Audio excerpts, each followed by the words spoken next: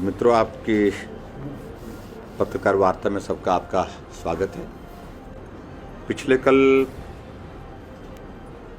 आदरणीय मोदी जी के नेतृत्व में कैबिनेट की बैठक में एक बहुत महत्वपूर्ण निर्णय लिया गया है और वो निर्णय जो आज के दौर पर एक ग्लोबल इशू है, बेरोजगारी। और मेरा ये मानना है कि बेरोजगारी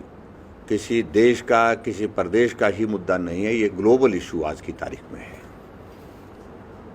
और ऐसी परिस्थिति में सरकार की ओर से बेरोजगारी को दूर करने के लिए प्रयत्न करने चाहिए। इस दृष्टि से आदरणीय प्रधानमंत्री जी लगातार प्रयासरत रहे और पिछले कल जो बहुत महत्वपूर्ण घोषणा की, उस घोषणा का मैं स्वागत करता हूं। सबसे पहले तो 10 लाख नौजवानों को देश भर में अलग अलग विभागों में नौकरी देने का ऐलान करना, और ये मैं कह सकता हूं कि शायद आज तक के इतिहास में भारतवर्ष में पहली बार इतने बड़े स्केल पर नौकरी देने का निर्णय करना फेज्ड मैनर में। और इस निर्णय का मैं स्वागत करता हूं, अभिनंदन करता हूं। स्वाभाविक रूप से केंद्र सरकार के अलग अलग विभागों में जहां जहां भी रोजगार की संभावनाएं हैं, उन सारी संभावनाओं को तलाशने का प्रयत्न काफ़ी तेज़ी से पिछले दिनों चला हुआ था और उसके लिए एक चरणबद्ध तरीके से रिक्रूटमेंट की प्रोसेस शुरू हो और उस प्रक्रिया को 1.5 साल के अंदर उसको पूरा किया जाए, इस दिशा में केंद्र सरकार ने निर्णय लिया है। और इसी को फर्दर सप्लीमेंट करते हुए आगे बढ़कर के मैं एक बात और कहना चाह रहा हूं। पिछले कुछ वक्त से हम देख रहे थे कि कुछ लोग विपक्ष के बहुत सारी बातों को लेकर के जिक्र करने की कोशिश कर रहे थे कि सेना में भर्ती नहीं हो रही है। मोदी जी की सरकार में सेना की भर्ती पर रोक लगा दी। ये आरोप लगाने का प्रयत्न हमारे विपक्ष के लोग गाहे बगाहे करने की कोशिश कर रहे थे। मित्रों, आप सबको इस बात की जानकारी है कि हमारा एक बहुत बड़ा स्पैन, लगभग 2-2.5 वर्ष का लगभग ऐसा स्पैन जो है कोविड काल में गुजरा है, जिसमें पूरी दुनिया बड़े संकट के दौर में से गुजरी, देश भी और प्रदेश भी। और कोविड की परिस्थिति में रिक्रूटमेंट की प्रोसेस हालांकि चलती रही, लेकिन ये भी बात सत्य है कि जिस प्रकार से कोविड के कारण जो सोशल गैदरिंग पर रिस्ट्रिक्शंस थी, क्योंकि जब भर्ती होती है तो हजारों की संख्या में नौजवान भर्ती की प्रक्रिया में शामिल होते हैं और उस कारण से भी उसमें कठिनाई रही। लेकिन सबसे बड़ी बात मैं ये कहना चाह रहा हूँ कि देश के हमारे यशस्वी प्रधानमंत्री नरेंद्र भाई मोदी जी लगातार इस सारे विषय को लेकर के चिंतन मंथन करने के लिए अधिकारियों के साथ, एक्सपर्ट्स के साथ और अपने जो राजनीतिक टीम उनके साथ लगातार चल रहे थे। और पिछले कल एक बहुत महत्वपूर्ण निर्णय उस सारे प्रक्रिया के पश्चात आया और मैं कह सकता हूं कि ये पूरे देश के लिए एक ऐतिहासिक निर्णय होगा कि हमारे देश के नौजवान राष्ट्रभक्ति के साथ, देश प्रेम के साथ देश की सेवा कर सके। एक जज्बा हमारे नौजवानों के बीच में, जोश और जुनून का देश के प्रति बने, उस दृष्टि से एक महत्वाकांक्षी योजना का पिछले कल ऐलान हुआ और जिसका जिक्र आज समाचार पत्रों में भी आया है, अग्निपथ, मैं उस निर्णय का आदरणीय प्रधानमंत्री जी का अभिनंदन करता हूँ और उनको बधाई देता हूँ हिमाचल प्रदेश सरकार की ओर से। और हमारे लिए गर्व का विषय ये भी है कि हिमाचल प्रदेश भले ही छोटा राज्य है, लेकिन देशभक्ति की भावना के साथ देश के लिए कुर्बानी देने वाले राज्यों में हिमाचल प्रदेश सदैव अग्रणी रहा है। और इस अग्निपथ की इस योजना के अंतर्गत हर वर्ष जो है वो 17.5 साल से 21 वर्ष की आयु तक हमारे नौजवान 4 वर्षों के लिए अग्निवीर के रूप में उसमें नियुक्ति ले सकते हैं, यानी कि उनको नियुक्त किया जाएगा। और मुझे इस बात की भी प्रसन्नता है कि एक साल में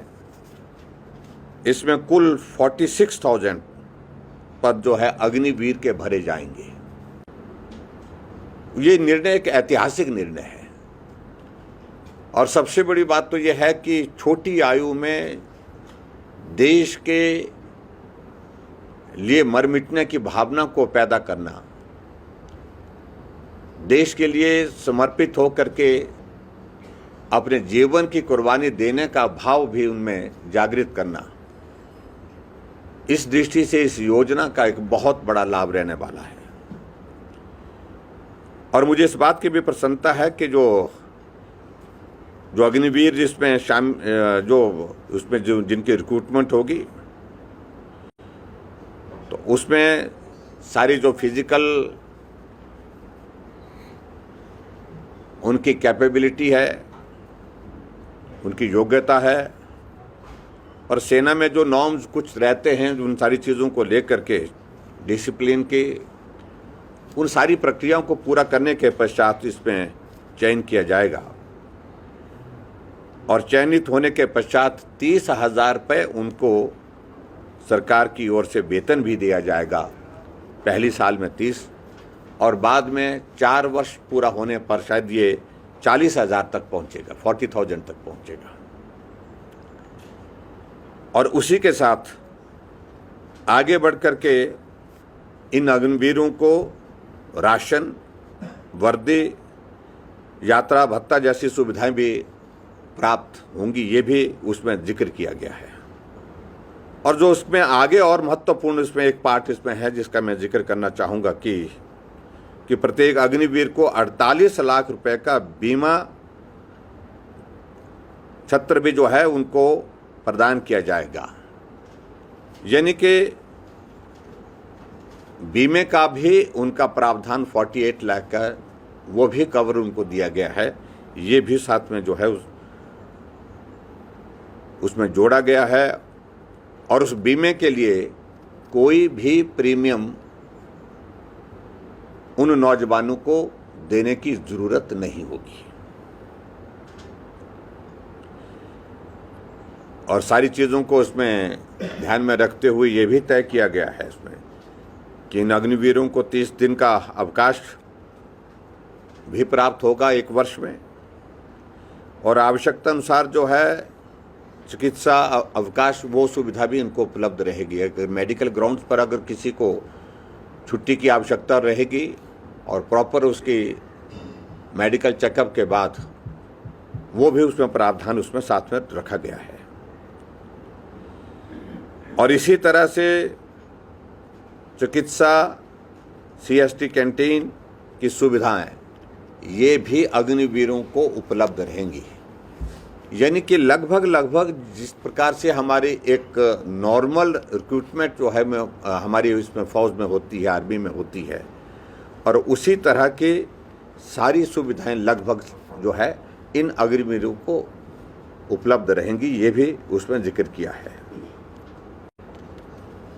और आगे बढ़ करके इसमें यह भी इसमें प्रावधान किया कि 4 वर्ष का सेवा काल जब पूरा हो जाएगा, 4 ईयर्स जब कंप्लीशन के बाद,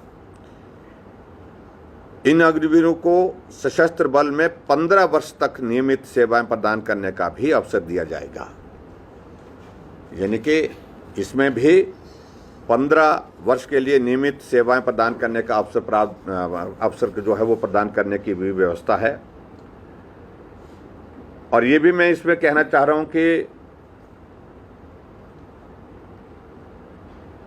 सेना के संगठन की मांग के अनुसार अग्निवीर के प्रत्येक बैच को 25% उम्मीदवारों को सेना में शामिल किया जाएगा। 25% जो है इनकी रिक्रूटमेंट जो है वो जो नॉर्मल जो आर्मी के इसमें जो है वो करने का भी उसमें प्रावधान उसमें जोड़ा गया है। और आगे बढ़कर के ये भी मैं कहना चाह रहा हूं उसमें कि प्रत्येक अग्निवीर को 11,71,000 रुपए जो है वो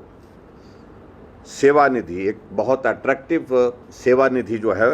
का एक पैकेज उनको दिया जाएगा। और इसमें 30% मासिक योगदान जो है वो अग्निवीर का अपना होगा तथा इतना ही सरकार का रहेगा। कुल मिलाकर के 11,71,000 रुपए जो है उसमें सेवा निधि के पैकेज के रूप में उनको मिलेगा। और जो सेवा निधि का जिक्र मैं कर रहा हूं, इस पर कोई इनकम टैक्स जो है वो देय नहीं होगा।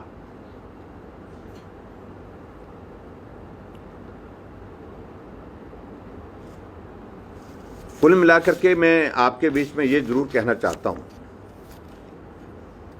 कि बहुत लंबे समय से जिन बातों को लेकर के हमारे विपक्ष के लोग जिक्र करने की कोशिश कर रहे थे,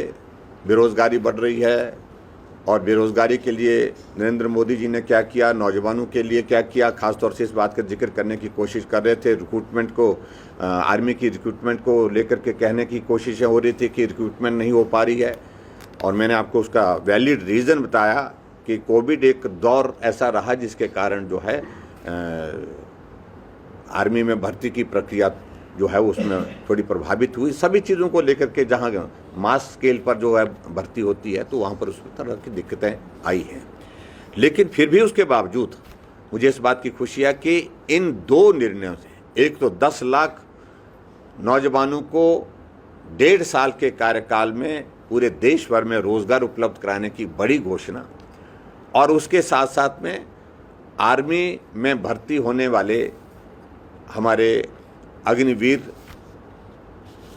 जिनके लिए विशेष योजना अग्निपथ जो है वो बना करके तैयार की, इस सारी योजना का भी मैं अभिनंदन करता हूं, स्वागत करता हूं। और मैं कह सकता हूं कि निश्चित रूप से भारत के इतिहास में इस प्रकार का जज्बा नौजवानों के बीच में भरने के लिए, जहां देशभक्ति, जहां देश प्रेम, देश के लिए मर मिटने की भावना पैदा की जा सके, वो इस योजना के माध्यम से निश्चित रूप से और बलवती होगी और मजबूत होगी। ये मैं आपके बीच में कहना चाहता हूँ। और विशेष तौर से आज की पत्रकार वार्ता में मैं इसी विषय को लेकर के थोड़ा, हालांकि पिछले कल इसमें मीडिया में काफ़ी हद तक इसमें आ गया है, लेकिन मैं हिमाचल प्रदेश की ओर से इस देवभूमि, और इस देवभूमि के साथ वीरभूमि जिस प्रदेश को कहा जाता है, यहाँ की जनता की ओर से आदरणीय प्रधानमंत्री जी के इस बहुत महत्वपूर्ण निर्णय का अभिनंदन करता हूँ और स्वागत करता हूँ।